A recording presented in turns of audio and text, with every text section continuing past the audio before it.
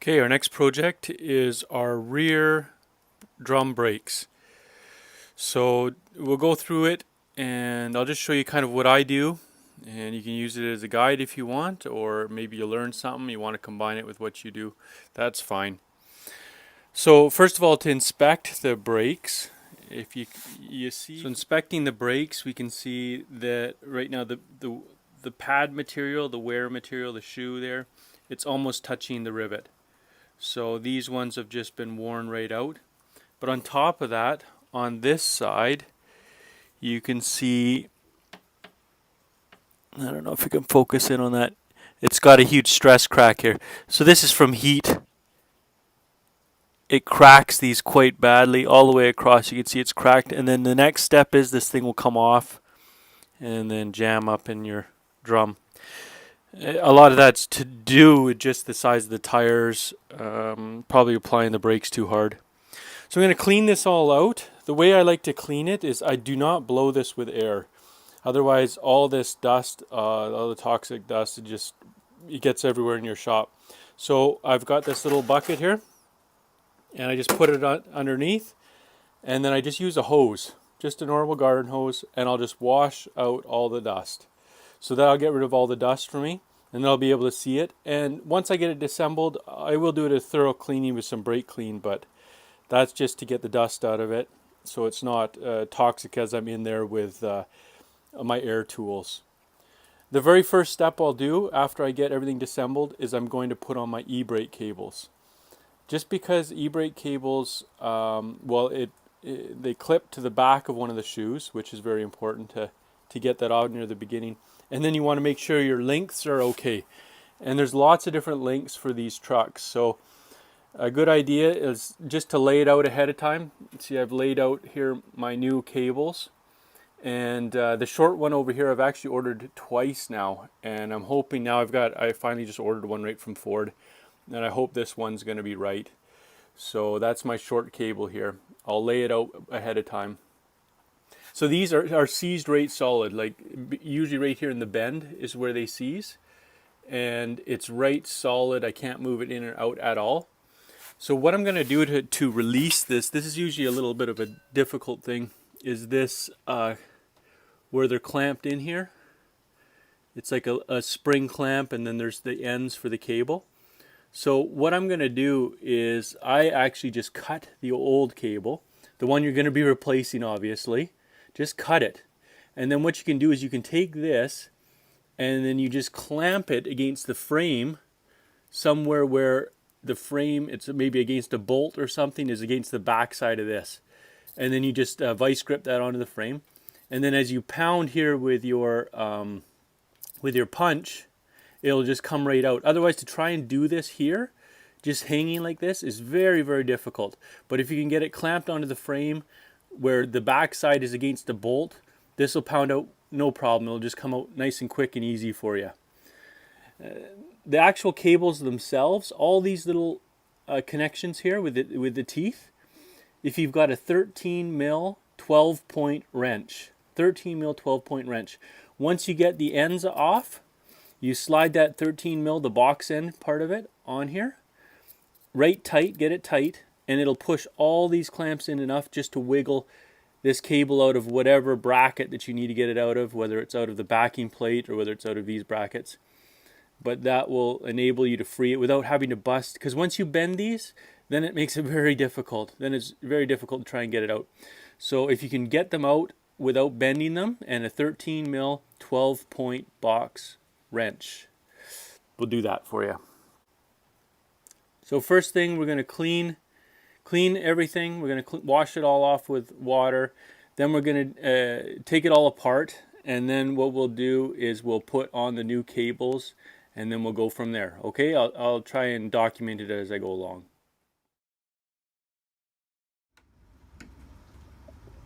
So there you go. That's all that gross dust, the brake dust in there, and it's all contained. It's not getting in the air and you're not breathing it.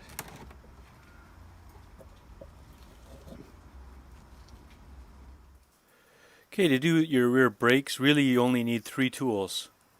So you need, this is for all your springs, your clips. Use this back side if you're taking the springs off, it just goes on like that onto the pin, and as you turn, it pulls the spring right off. So just like that. See the springs on there? There you go, springs off. You can do the same with this side.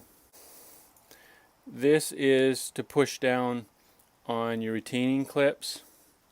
These little clips, and they're spring loaded right in here in the corner. It's difficult to see there, but there's the spring with the little plate and the pin that comes through here, so you can just push down on that and then turn it, and then it'll pop off and you can pull your pins out, and then that frees up your shoes.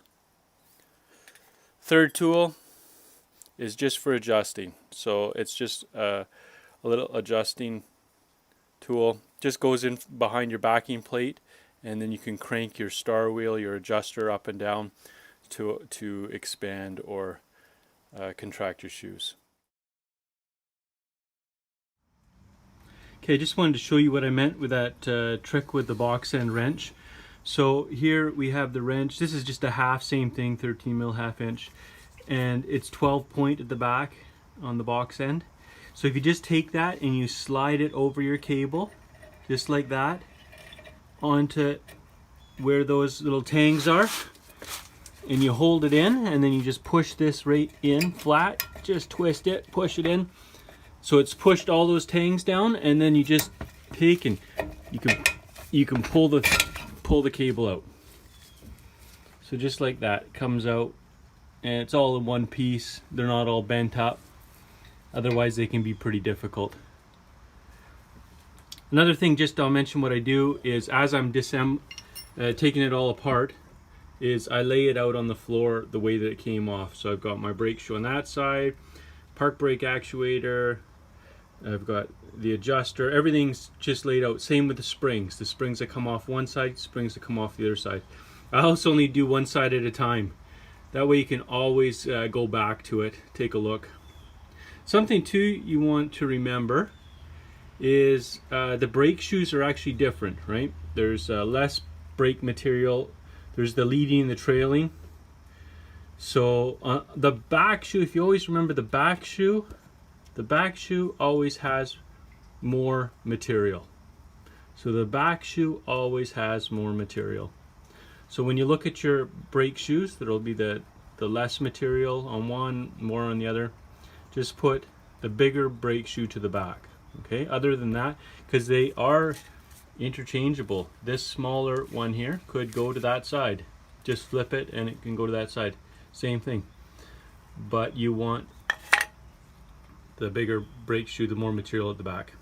Okay, so I'm just going to clean this up now and get her going back together.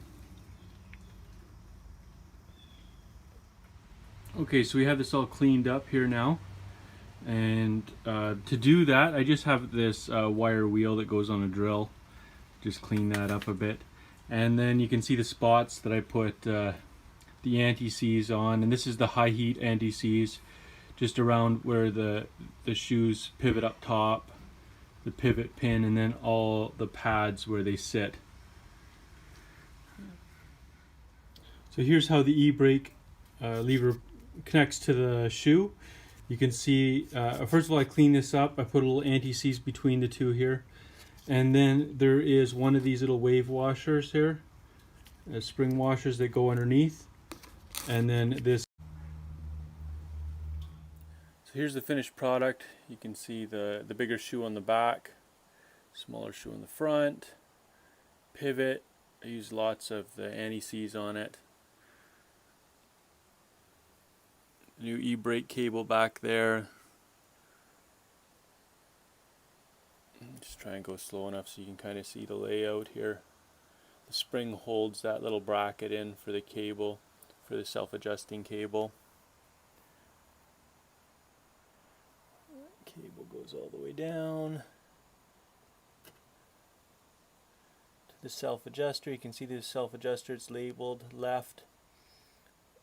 The actual adjuster itself, there's one right and one left, so that it adjusts the right way. It's a different thread, right?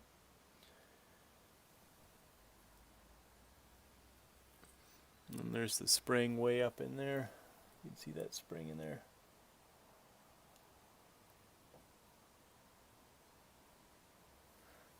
So that's it. I put the drum on it and I just adjust it by hand, just with the little star wheel here. Try and get it really close. So then I just have to fine tune it once I get the wheel on. And all I do is I just spin the wheel. And as I'm spinning, I want a little bit of drag, just real slight little bit of drag. I don't want too much drag from your drum brakes. You don't want to overheat them, but just a little bit of drag, and then it's good. So that's it. E-brake cable's in there. Now I'm going to go do the other side.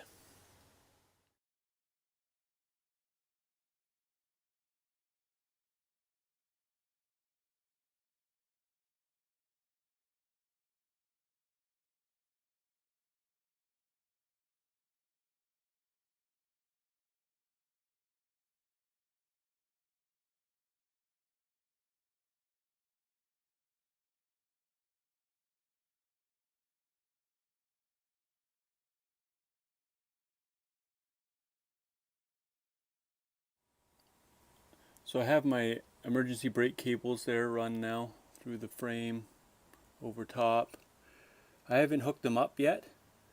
I've got the old one taken apart there. And now I'm going to replace the ratcheting assembly, the foot pedal inside. It's the spring is not working in it. So here's one I got from a junkyard. So you can see there's 3 bolts to hold this thing in there. There's one at the very top, right up by where the pedal is. There's one at the back, right there. And then there's one at the bottom that's very easy to get. When you're pulling these things out of a junkyard, or if you're pulling any used one out, one way to do it is just to take your foot, if you can look down below, and just step on the cable. Step on the cable as hard as possible. And then get a pick or some small little screwdriver and you insert it through this hole here. So what that does is it takes the pressure off the spring, and then you stop it right where it is, and then you can, if you can see in there, you can take the emergency brake cable off right there. So I'm going to try and set up the camera here and show you. It's a little bit dark under here, but just so you get kind of an idea how this thing goes together, and then how we take out the old one, put in the new one.